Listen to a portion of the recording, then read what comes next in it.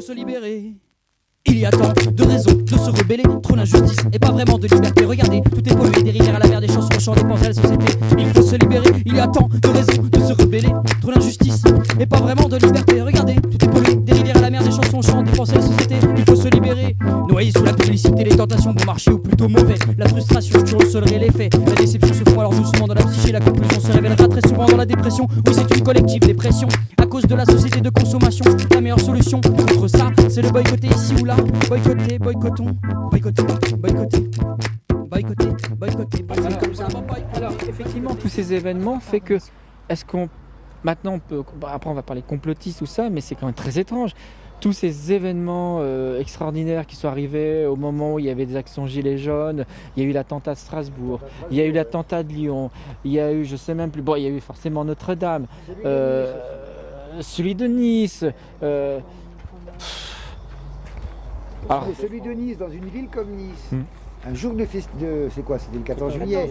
Quand on voit les forces de police déployées, tous les moyens mis en œuvre pour sécuriser le truc, le gars il arrive avec un 38 tonnes et vas-y. Ouais, 19. Non, ce qui est fou, c'est qu'il a raison. Il faut que vous sachiez qu'un 19 tonnes, il y a un arrêté qui dit, peut-être ceux qui vont voir derrière, tout véhicule de transport de camion est interdit pendant le 14 juillet. C'est un jour férié, ils n'ont pas le droit de circuler la veille et surtout au centre-ville. Il faut savoir que le camion, il a fait quand même... Donc le véhicule, il aurait dû être identifié tout de suite. Attention, il y a quand même 600 caméras. Il y a 600 caméras à Nice. Je ne sais pas si vous avez été à Nice. Prenez un vélo avec un sac comme vous voulez, marqué derrière, écoutez, je vais me donner ma vie. Je suis sûr que vous n'allez pas faire 100 mètres. Donc 600 caméras, le camion il s'est promené tout le long, il a pu faire 3 km. Il a pu franchir des barrières. Alors moi je comprends pas, c'était la période où on était en état de guerre. Oui, déjà. Donc dans des villes, en état d'urgence, mais dans des villes comme d'autres villes, moi je vous cite Draguignan que j'ai constaté, il y a à peu près 40 000 habitants. Nice, il y a à peu près 100 000 habitants. Draguignan, ils ont mis des plotées de béton. Ils ont mis des plotées de béton en amont. Ils ont mis des barrières, plus de voitures de police sur la route avec des barrières. Et pourtant, ils ont eu un public qui est venu. Et Nice, c'était des barrières de sécurité. Une anecdote aussi. Dans la petite ville à côté, à 9 km d'ici, ça s'appelle Vidauban. Il était prévu qu'un camp de Romanichel, on appelle ça comme ça, ou Rome, ou Gitan, peu importe, qui avait été expulsé du MI, leur projet c'était de venir sur Vidauban. Dans la foulée, ils ont mis des blocs de béton partout, on ne pouvait pas rentrer, même avec une voiture, on a eu du mal à rentrer dans les parkings. C'est-à-dire que quand ils veulent le faire, ils peuvent. Ouais. Si là ils ne l'ont pas fait, on peut se poser la question pourquoi. C'était peut-être programmé. Alors, ça c'est déjà... Le quatrième pouvoir, en fait, c'est l'un des premiers pouvoirs, parce qu'avec les médias, on peut manipuler la population, on peut les faire voter ce qu'on veut, on peut leur faire croire ce qu'on veut, on peut les orienter dans ce qu'on veut. Il faut obtenir des ondes aussi, hein. Non, avec Internet. Aujourd'hui, c'est tout des web TV. Avec les moyens d'aujourd'hui, vous savez que la RTS, il n'y a plus d'ondes. Aujourd'hui, tout est sur Internet. Ils ont coupé le signal. Ça suffit, Internet. Avec ce qu'on a comme avec Internet actuellement, on a le moyen de s'informer de façon différente des canaux officiels. C'est ce qu'on fait d'ailleurs. C'est ce qu'on fait tous. Et ce mouvement des Gilets jaunes permet, tout ce reportage, vous allez trouver sur une chaîne. De conscience, cette ouverture des yeux, parce que malgré qu'ils nous les enlèvent, il y en a d'autres qui les ouvrent. Et on se parle depuis 9 mois. Donc ça permet quand même de s'informer sur ce qui se passe réellement. Donc la première chose, c'est développer nos connaissances, être curieux de ce qui se passe, s'informer individuellement et avec nos propres moyens. Et puis après, il y a les outils démocratiques. Alors on parle du RIC. Nous, en Suisse, on a une partie du RIC, on a un rikiki, comme dirait Étienne Chouin. C'est sympa. C'est-à-dire qu'on peut théoriquement changer la constitution nationale, fédérale on dit. Mais on ne peut pas changer les lois nationales. Donc déjà, on voit un petit peu un écart entre la théorie et la pratique. En Suisse, il faut savoir que la constitution n'est pas toujours respectée, que les lois n'ont pas forcément à respecter la teneur de la Constitution. Donc même si on fait une Constitution qui est nickel, les lois derrière, elles peuvent être non conformes à ça. Après, on a les mêmes médias que chez vous. Enfin, je veux dire, chez nous, il y a 2 milliardaires qui tiennent les médias, il n'y en a pas 9. et ils sont au service des copains milliardaires. Donc c'est toujours de la manipulation pour qu'on vote dans le sens qu'ils défendent. C'est Ringier et Coninx. Coninx, c'est un ancien, il a de la famille chez Rothschild, pareil que Macron. C'est toujours pareil. Il a sa belle-fille ou son beau-fils, je ne sais plus, qui est un descendant des Rothschild. Bref, donc c'est la même chose. Et puis, on ne peut pas révoquer en Suisse nos responsables politiques. On est en train de travailler dessus, là, au niveau de Genève, il y a certains cantons, certaines parties de Suisse où on peut révoquer les élus. C'est en train de se mettre en marche. Voilà. C'est le minimum de pouvoir révoquer quelqu'un qui ne tient pas sa promesse. C'est évidemment le minimum. On peut abroger une loi qui a été passée, mais on n'a que 100 jours pour le faire. Ça veut dire que si on n'est pas au courant que la loi est passée, et puis que les 100 jours sont passés, puis qu'on n'a pas eu le temps de récolter des signatures, parce qu'il faut quand même 50 000 signatures, bah c'est loupé. Donc on a des ébauches de RIC, on a des idées, disons que ça rend les gens un peu plus politisés. Ils ont plus l'habitude de se pencher sur des questions politiques, disons. Et aussi, ce qu'on avait développé tout à l'heure, on avait parlé de ça avec Gérard qui est là, c'est que du coup, comme ils savent qu'on peut abroger les lois, donc refuser les lois qui ont été passées par les parlements, ils font un peu plus gaffe à ce qu'ils font.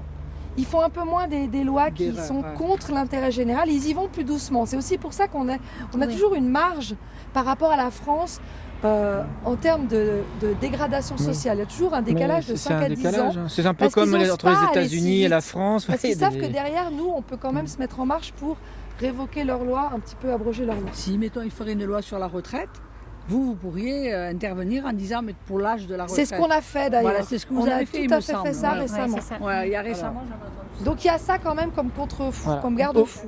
C'est déjà une avancée, mais on n'est pas encore dans la démocratie pure et simple. Au niveau des initiatives, en Suisse, il y en a eu 2 qui étaient assez pertinentes, qui pouvaient justement changer tout ce système qui a été dénoncé tout à l'heure, avec la création monétaire, la dette illégitime. La première, c'était la création de la monnaie pleine. L'initiative monnaie pleine, qui disait, en d'autres termes, que la création du franc suisse ne doit être autorisée que par la Banque nationale suisse et par personne d'autre. Or, aujourd'hui, toutes les banques... Savez-vous, ça c'est un autre scandale, qu'il y a eu les histoires des emprunts toxiques en franc suisse parce que des banquiers avaient proposé à un moment donné que le franc suisse avait un taux d'intérêt plus faible que le taux en euros. Et il y a plein de collectivités qui ont utilisé donc, ces produits financiers basés sur le taux, mais surtout sur le taux de change.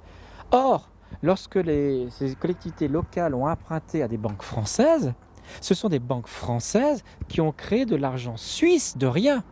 Donc quand les banques françaises exigent de rembourser beaucoup plus parce qu'il y a eu un taux de change qui a changé, qui est en leur faveur, on est dans l'escroquerie la plus totale.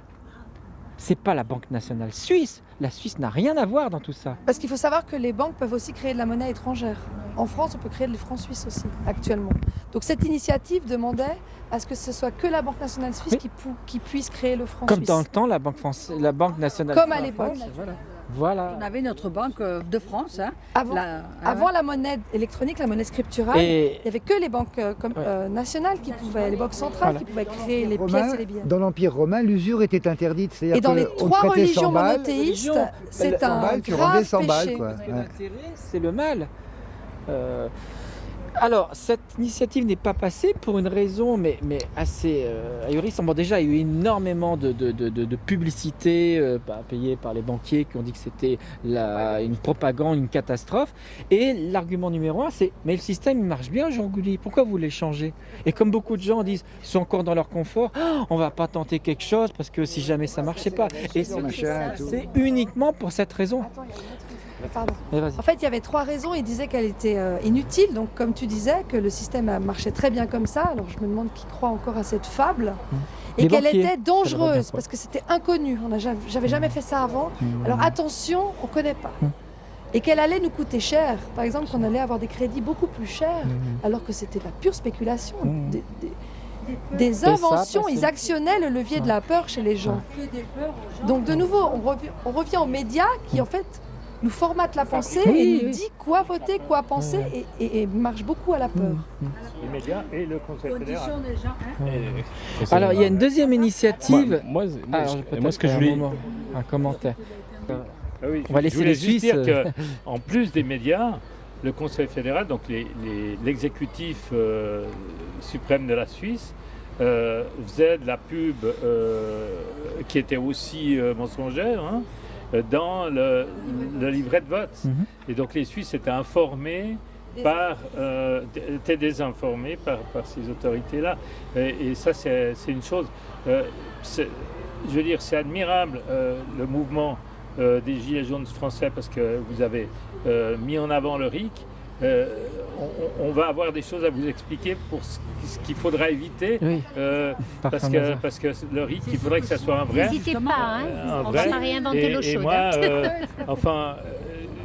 toutes les conclusions qui devraient être celles de ce mouvement, eh bien, ces conclusions, il faudra les étudier le plus finement possible, parce qu'il y a des écueils, on peut avoir l'impression d'avoir gagné vraiment quelque chose, mais la réalité, c'est que la vraie démocratie, on en est tellement loin, et en Suisse aussi. Ouais. Donc ça veut dire que moi j'ai l'impression que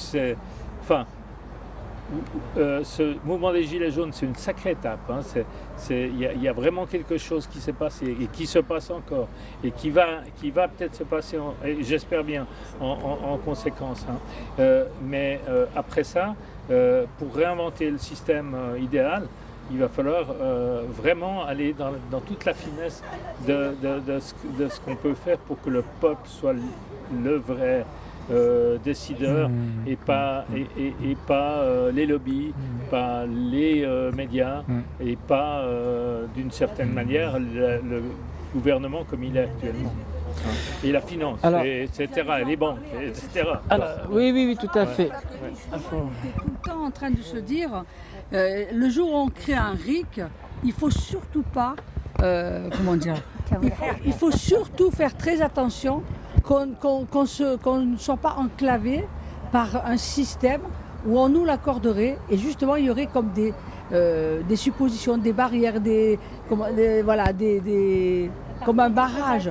Voilà. Mais il faudrait justement bien le réfléchir et c'est pour ça que les 4 points du RIC, donc abrogatoire, révogatoire, législatif et j'ai oublié et constituant, sont très importants parce que c'est les 4 points. Et c'est pour ça que... Vous avez appelé en toute matière. En toute matière. Le RIC en toute matière. Voilà. Ouais, à toute matière et qui représente, regarde, je l'ai derrière mon gilet. Regarde. Et Karl. C'était pour arriver à simplifier qu'on arrive à apprendre, qu'on le retienne. C'était un symbole pour que les gens puissent le retenir. Voilà. Mais c'est ce qu'on a... Mais moi, la question... On nous dit qu'il faut sortir à tout prix de la zone euro, de cette deuxième prison, comme il dit Chouard, et que tant qu'on n'en sort pas, même si on a des ébauches de RIP, on est coincé par cette constitution-là. Parce que la clé, c'est l'argent. Vas-y. Parce que ce qu'on peut aussi faire, c'est... parce que moi je suis aussi française, donc je me permets, mais c'est de faire ce RIC avant et puis de décider tous ensemble qu'on sort de l'Europe, de l'Union européenne. Ça, c'est aussi dans cet ordre-là. Parce que si tu veux, quand on avait été, donc je t'avais expliqué, on a été aux universitaires la semaine, il y a 15 jours. Il y a 15 jours. Et donc il y avait une personne qui était militaire qui expliquait que par rapport à l'économie américaine qui allait se casser la gueule, qui était en grande difficulté, que les gens étaient surendettés, enfin les gens avaient l'argent et avaient des entrées et des sorties, ils n'avaient rien à côté. Si tu veux, aucune économie, ils survivaient quoi. Ils survivaient, c'est pour ça qu'il y a beaucoup de gens qui sont dans la rue, il y a une misère, on n'en parle pas, mais les États-Unis, c'est grâce au pétrodollar qu'ils s'en sortent. On veut dire le jour où ils cassent cette monnaie-là, ils auront beaucoup plus de difficultés. Et il nous expliquait que d'après lui, il voyait l'Europe, la zone euro, qu'elle allait dégringoler, se casser la gueule. Et donc il disait que on aura le résultat avec un peu l'Angleterre, s'ils sortent vraiment du Brexit, si on ne les empêche pas parce que le nouveau ministre est pour, et le 31 octobre, normalement, il devrait sortir. Et après, il parle que les Italiens sortiraient et que ça donnerait le départ à d'autres personnes, à d'autres pays. Et c'est C'est ce que je souhaite. Oui, mais le ministre est en train. Le 31 octobre, voilà. Alors moi, je souhaite surtout ça. Je vais dire simplement, on parle beaucoup de l'Europe, mais c'est vrai qu'à l'époque, moi je ne vous cache pas, hein, bon, l'Europe, moi j'y croyais, moi j'ai toujours cru à l'Europe pour les échanges entre richesses. Mais par contre, la monnaie euro, moi je l'ai vu d'un mauvais œil quand c'est arrivé. Parce que moi j'avais mon franc, le franc me permettait au moins de payer 10 cafés. Oui. Oui. Non mais je rigole parce qu'on arrivait, et je sais que la baguette de pain ne coûtait pas... Allez, la baguette de pain coûte 80, voilà. Voilà. Et là, elle coûte à peu près 1 euro maintenant. Presque 1 euro, on a 95 centimes. Mais vos salaires n'ont pas été multipliés par 6. Non. Et c'est ça que je veux dire. À l'époque, le français se retrouvait, même le retraité se retrouvait avec ses francs. Et le franc était quelque chose d'appréciable parce que le français arrivait à dépenser et à faire tourner l'économie. Et arriver à acheter une maison. Mais maintenant, on va acheter une maison à 400 000 euros. Allez, on le multiplie en francs, combien ça fait ? 2 millions, 3 millions, 2 millions. On achète 3 maisons, excusez-moi l'expression. Ouais. Mais je rigole en disant ça. Une voiture. Non mais une voiture en euros, pareil. Mais c'est un truc de fou. Elle a tué l'économie. Elle a tué aussi. C'est vrai que l'argent, ça fait toujours du mal. Mais à l'époque, le franc était quelque chose où les gens arrivaient à se retrouver. Le peuple arrivait à se trouver, à mieux vivre. Alors, ils ont dit, si on avait regardé le franc, il y avait la menace de l'inflation, c'est-à-dire que ça aurait plus valu. Mais quelque part, l'inflation, c'est ce qui fait que ça rend les dettes finalement pas douloureuses. Parce que la dette, elle est gommée par l'inflation. Et c'est ça qu'ils ne veulent pas. Parce que les gens qui ont tout... comme il y a maintenant. Oui. On a combien au niveau de la dette en France ? 2000 milliards. Oui. Et vous imaginez, ça veut dire que par habitant, c'est 38 millions par an. Par habitant, c'est combien le chiffre ? 38 millions. Non. Par habitant, c'est... Vous êtes sûr ? C'est 16 000 euros. Moi, on m'a dit 38 millions maintenant. Non, pas 38 millions, mais c'est des... Mais bon, qu'importe. Par habitant. Ils ont déjà une dette. Mais fou. Cette dette, elle est illégitime. C'est fou. C'est ça. Mais c'est ça que je voudrais passer le message à tous ces députés, s'il y avait une inflation, à tous ces sénateurs, à tous ces députés, à tous ces politiques. Mais qu'est-ce qu'ils ont fait au peuple ? Mais c'est grave, comment ils peuvent être députés, comment ils peuvent se regarder dans une classe ? Ils s'accrochent au pouvoir parce que mais beaucoup quand ont on voit 60, ça, quand ils voient ça. 70, 80 ans. J'étais pas loin. 000. J'étais pas loin. Ah oui, c'est énorme. 34 000, excuse-moi. 34 000. Ouais, il parlait les anciens francs peut-être.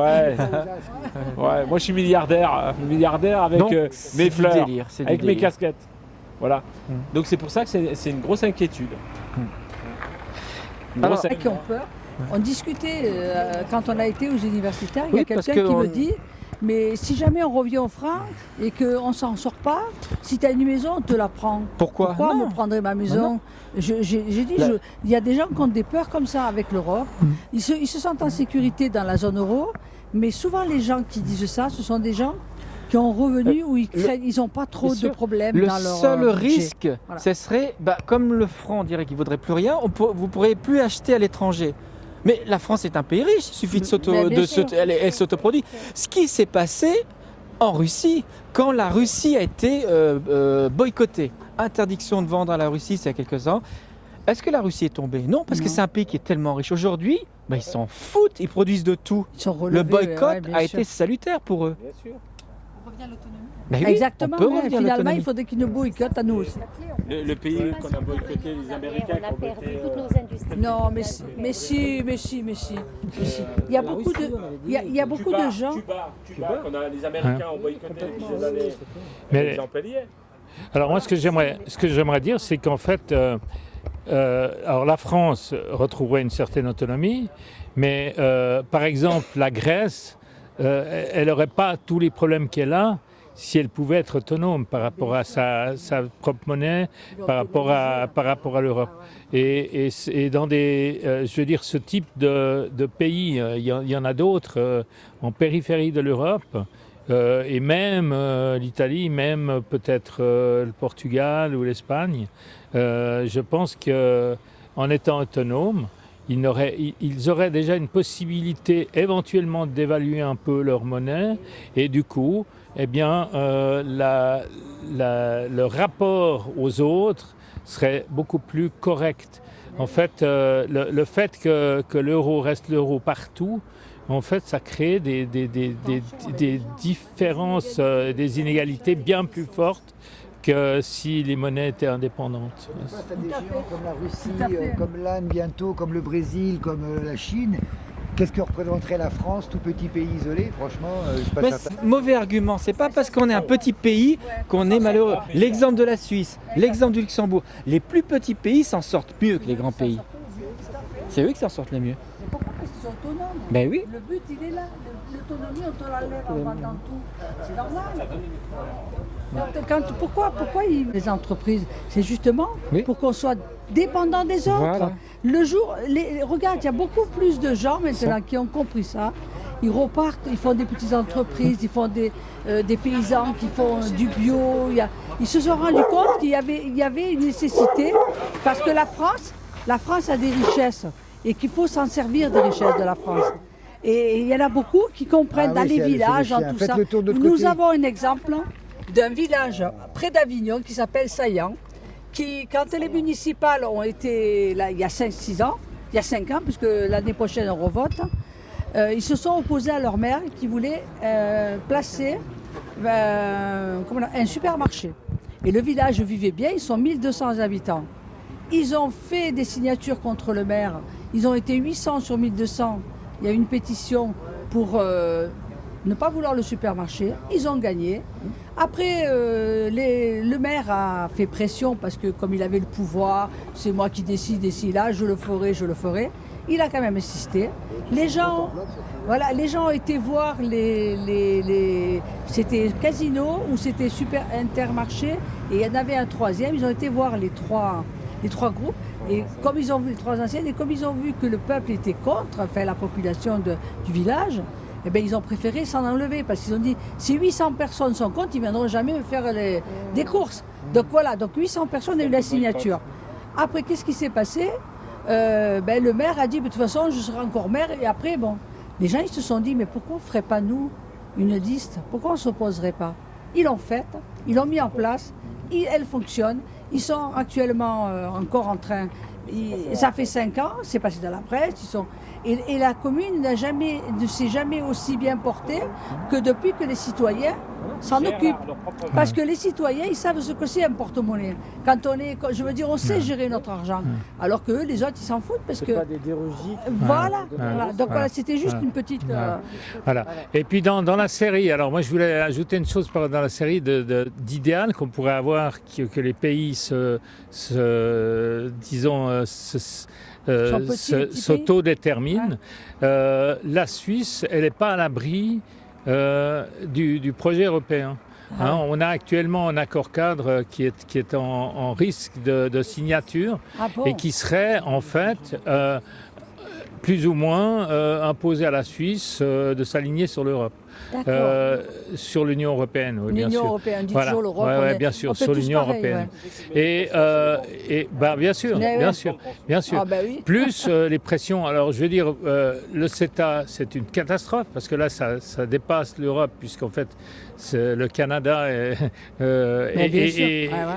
en lien avec l'Union européenne à travers un traité de libre-échange, et les États-Unis à travers le Canada, parce que les multinationales, elles sont souvent américaines et canadiennes en même temps, donc c'est à peu près le même, c'est vraiment très grave.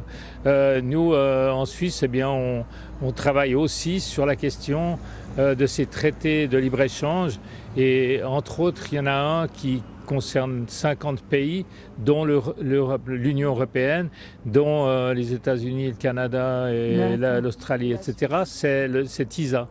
Et c'est un accord qui risque en plus d'aligner non seulement l'Europe, mais 50 pays du monde, donc à peu près le monde entier, surtout les pays les plus industrialisés.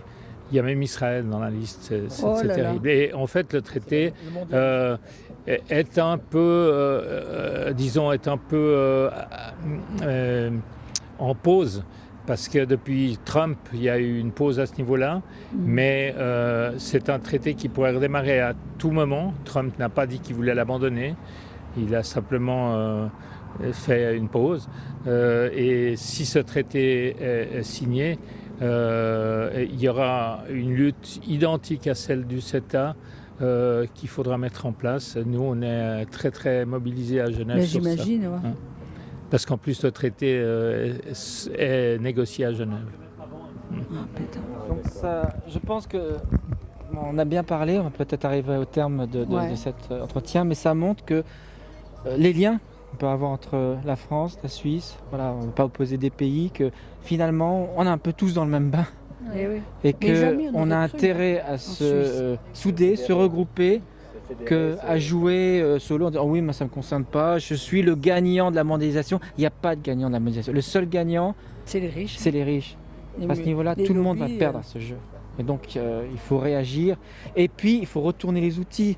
Je vais peut-être finir là-dessus. Quels moyens on peut faire si, justement, il y a cette possibilité déjà de mettre des initiatives, des référendums, c'est-à-dire de créer des idées pour réguler. On peut corriger les choses. Et il y a une initiative, la dernière initiative qui est en ce moment lancée en Suisse, et à mon avis qu'on devrait s'inspirer, c'est l'initiative de la microtaxe. C'est-à-dire que arrêtons de taxer, de créer des nouveaux impôts, de créer de nouvelles taxes. Prenons l'argent où il est. Où il est l'argent? Il est dans la création monétaire. Où il est l'argent? Dans les transactions. Si on prenait sur chacune des transactions un pourcentage, et de toute façon il y a déjà des transactions, mais c'est des sociétés privées qui le font, par vos cartes bancaires, déjà des bonnes transactions de plusieurs pourcents. Si on prenait simplement, je crois 1 pour 1000, qu'importe le taux, mais disons que c'est un petit pourcentage qu'on prendrait sur tous les mouvements, eh ben les gens des classes populaires seraient gagnants. C'est-à-dire oui, vous aurez peut-être une ponction pour votre salaire à chaque fois que vous paierez, mais ça sera un remplacement de la TVA, ça sera un remplacement de toutes les taxes. Donc finalement, toute cette taxe accumulée fera que vous avez contribué, mais à votre juste pouvoir d'échange. Par contre, les banques qui font de l'hypertrading, des gens très riches qui font des mouvements spéculatifs, qui créent de l'argent, des milliards, on prend ce pourcentage, ça ramène tellement d'argent que c'est bon, il n'y a plus besoin d'impôts, les caisses sont pleines. Plus d'un TVA. Eh oui. Mais vous n'avez pas le droit de faire un référendum pour ce... Si, l'initiative est lancée peut-être.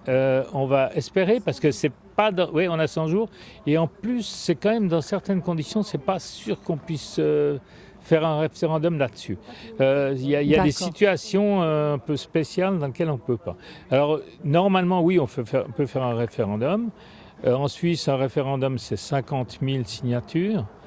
Et ça signifie abroger une loi qui vient d'être votée. Il faut réunir ces 50 000 signatures dans un délai de 100 jours. On a 100 jours, mais effectivement, dans tout ce qui concerne les accords commerciaux, on n'est pas consulté. On n'est pas pris à partie. Donc ça peut très bien passer à côté. Et puis encore une chose, peut-être encore une chose, on parlait du RIC. Est-ce que vous parlez entre vous du tirage au sort plutôt que d'élections, qui permettrait d'échapper à la corruption, parce que les personnes qui sont tirées au sort ne sont pas forcément cooptées, réseautées, en coopération avec d'autres réseaux qui nous asservissent. S'il y a un tirage au sort, il faudra qu'il y ait une vraie formation, parce que sinon... Alors ça c'est un très bon... je pense on peut avoir un débat là-dessus, j'ai pas envie de recommencer un débat, mais est-ce que tu penses que nos responsables actuels politiques sont compétents dans leur façon de gérer le pays dans leur domaine, en tout cas, et d'établir une société équitable et des règles qui servent l'intérêt commun. Chacun amène au pot commun de la politique sa petite expertise. Mais quelles expertises ils ont, ces gens-là? Parce qu'avant de faire de la politique, ils ne sont pas professionnels. Il n'y a pas d'école de politique, il y a des écoles de responsables. Oui, mais ça ne nous apprend pas à gérer une société, ça nous apprend à manipuler, à développer l'art oratoire et à se faire des contacts. Ça ne nous apprend pas du tout, ça leur apprend pas du tout à... C'est ça. Moi, je pense que ce qu'elle dit, c'est vrai, parce que la formation d'un politicien ne correspond pas à la vie du citoyen. C'est ça. La formation de l'ENA, c'est c'est de former et de formater dans l'économie et dans la finance. La réalité d'un homme politique quand il sort de l'ENA, il n'en a rien à foutre du peuple. Lui, c'est trouver sa place dans la finance. C'est donner sa place dans la finance, dans les multinationales, de bien gagner sa vie. Et lui, c'est de montrer un peu, c'est mettre la population soumise.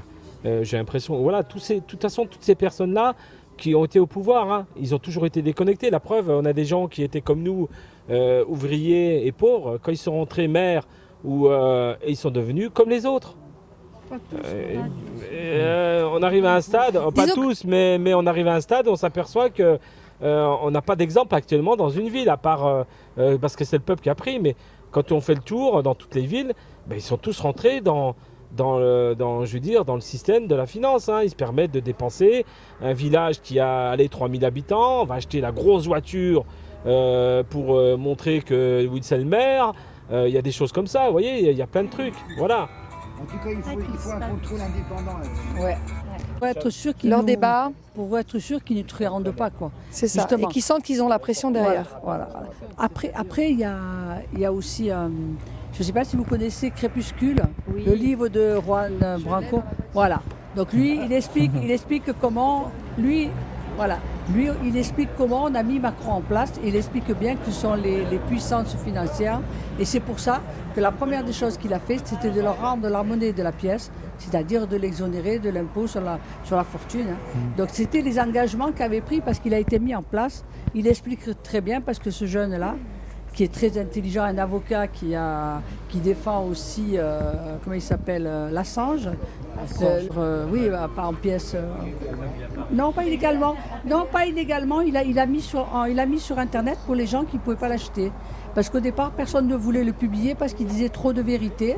Et bien sûr, il n'a pas été attaqué pour ce livre parce qu'il est inattaquable, parce que tout ce qu'il dit a été étudié.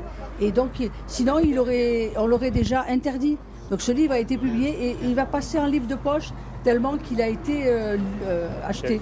Et il explique tout, comment Macron a été mis en place par de la propagande de, la publicité. C'était une femme, une ancienne qui vendait de la drogue, là, je me souviens plus marquant, Mimi Marchand, qui a mis en place, qui a fait la publicité. Il n'a jamais eu autant de revues de presse sur Macron. Il a été vendu. Ça a été une propagande de Macron. Les gens ont été saoulés par Macron. Et c'est pour ça qu'il y a beaucoup de gens qui n'ont pas capté et qui l'ont voté, quoi. Voilà. Non, mais il y a quand même, il est passé, quoi. Excusez-moi. Il n'y a que 11% de la population. Et donc, franchement, on peut le télécharger. Celui qui veut le lire, on peut le télécharger. On a fait le tour de tout le monde, beaucoup de sujets. Ouais, tout à fait. Voilà. La conclusion. Une société démocratique. Une conclusion, on va peut-être faire Tant le que la tour. démocratie n'est peut-être. pas arrivée, moi je ne lâcherai pas en tout cas. On va peut-être Alors, une conclusion. Je confirme et on lâche rien au niveau international, c'est-à-dire la France, bien sûr, là vous avez donné l'exemple avec quand même massivement plein de monde dans la rue et ça continue et on lâchera rien et on va rester solidaire à travers les pays, quoi. Ouais. Oui. Moi je pense que le combat est mondial, on se serre les coudes, tous les pays, on est là pour vous rencontrer, on a les mêmes problèmes partout et effectivement on ne lâchera pas. La démocratie avant tout, le peuple décide. C'est pas à 300 personnes de décider pour nous. Voilà. Petit mot. Rien d'impossible et on continue. Merci. Moi je crois que ce que je veux dire humainement, on lâche rien. Pour la raison simple, c'est que il ne faut pas oublier ceux qui sont morts. Hein. On appelle ça des martyrs et tous les blessés. Et c'est pour ça qu'on lâche rien parce qu'il faut aller jusqu'au bout. Parce qu'on en a marre. On en a marre de tous ces corrompus. Et puis on voudrait libérer tous nos prisonniers politiques qui ont toujours dit la vérité et qui défendent le peuple. Et avec ça, on va aller jusqu'au bout pour libérer ce pays. Parce que ça fait 40 ans qu'on est prisonnier de ces politiques qui nous font croire. Et maintenant c'est terminé. On va aller jusqu'au bout. Et sachez une chose, je pense qu'en septembre, ça va être quelque chose qui va changer. Voilà. Oui, je pense que tout le monde doit se serrer les coudes. L'union fait la force. Et je pense que c'est le meilleur mot pour ne rien lâcher. L'union fait la force. et que ça continue jusqu'à ce qu'on obtienne ce qu'on demande, la démocratie, le RIC et l'indépendance pour chacun, la liberté surtout, retrouver la liberté. On a trouvé la fraternité grâce aux Gilets jaunes. Il nous reste à retrouver la liberté et l'égalité. Il nous reste 2 étapes encore. On va essayer, on va s'accrocher, on y croit, on lâche rien. Oui, c'est exact, on lâche rien parce que si on lâche maintenant, on est foutu. Les pourris auront gagné et on sera des marionnettes. Et donc on ne va pas lâcher et on est soutenu par tous les pays et aussi la Suisse. Et donc on ne lâchera rien. Et vous faites ça aussi pour les jeunes générations parce que vous êtes quand même proche de la retraite. Moi je pense que si on n'a pas parlé des enfants, voilà, et on aimerait peut-être voir plus de jeunes dans le mouvement intégrés. Je sais qu'ils ont bougé pour l'environnement, mais voilà. Alors on va peut-être conclure. On va avoir la bonne conclusion sur ce sujet. Il y a une belle phrase qui est inscrite sous la Tour Eiffel, là, sous celle-ci, qui dit que le mouvement des Gilets jaunes, c'est l'un des derniers mouvements de masse. Si on le lâche, le gilet, avec les lois liberticides qui sont en train de nous prendre tous les jours, si on le lâche, il va passer des générations avant que les gens recommencent à oser lever le nez. Ça, c'est une première chose. Deuxièmement, moi, ça fait 8 mois que je suis là, presque 9, et je m'imagine que je suis à une table de poker. J'ai pas envie de jouer, mais imaginons, j'ai tout misé, j'ai plus rien, il faut que je me refasse. Et je vais encore tenter un coup de bluff et je vais continuer comme ça, jusqu'à temps qu'il craque le mec en face. Moi, ce que je voulais dire simplement, c'est que on lâche rien, mais il ne faut pas oublier que grâce aux Gilets jaunes, ça a permis au pays que je connais, que aussi je suis d'origine algérienne, où les Algériens sont descendus dans la rue pour dénoncer de ce qui se passe, exactement ce qui se passe en France. Les Algériens sont solidaires avec leurs frères français de ce qui se passe actuellement en Algérie, la même chose de ce qui se passe en France, la corruption, et aussi ce qui se passe aussi dans le pays par rapport à la vie quotidienne du peuple. Donc on se rejoint. L'Algérie soutient justement les Gilets jaunes. Voilà, c'est ce que je voulais dire simplement. Et je voulais finir à un point, je serai là le 31, c'est ça, le 31 août, je serai là à Genève avec avec des membres des Gilets jaunes, et je viendrai vendre des casquettes, justement les casquettes que vous voyez. Donc je compte sur vous, sur les Suisses. Voilà, donc je compte sur vous pour venir acheter les casquettes, 5 €. Pour une bonne cause. Pour une bonne cause, c'est pour l'association Enfance et Espérance, et des chapeaux pour le Canet des Morts. Voilà, je vous dis à bientôt. Merci. Puisque tu voulais qu'on parle des enfants, le mouvement qui a beaucoup touché les retraités, je pense que c'est par rapport à leurs enfants justement, qui voient et qui galèrent, parce qu'il y a des retraités qui sont obligés, qui aident leurs enfants, qui n'arrivent pas, alors que ça devrait être presque le contraire. Justement par rapport au SMIC qui n'est pas assez élevé, il y a des gens qui n'arrivent pas, même s'ils ont 2 SMIC, s'ils ont des enfants, s'ils ont un loyer à payer, quelquefois ils sont obligés de taper les grands-parents parce qu'ils sont vraiment le 20 du mois ou le 15 du mois, ils n'arrivent pas. Et aujourd'hui, ils tiennent grâce aux grands-parents. Donc s'ils ne peuvent plus... Voilà. S'ils ne peuvent plus, on ne sait pas. Alors, on dépanne tant qu'on peut. Même nous, on est des fois obligés, de faire des bricoles. On comprend bien ce qu'on veut dire. Et pour arriver aux fins de mois. Donc, ça devient grave. Et c'est là que je ne comprends pas qu'il n'y a aucune réaction. Ils auraient dû avoir un geste par rapport, justement, à des personnes qui ont des toutes petites retraites et aider le peuple. Ils auraient financé, ils auraient pas tout ce monde. Je crois qu'il ne faut plus rien espérer du gouvernement. C'est peut-être mieux. Espérer. Parce qu'il ne faut plus espérer, il faut exiger. Voilà, faut exiger. Je pense que ça sera peut-être le mot de la fin, c'est moi qui le fais. C'est de dire, j'ai un micro, c'est de dire que finalement, arrêtez de demander petit, exigez. Vous êtes en droit de réclamer. Voilà.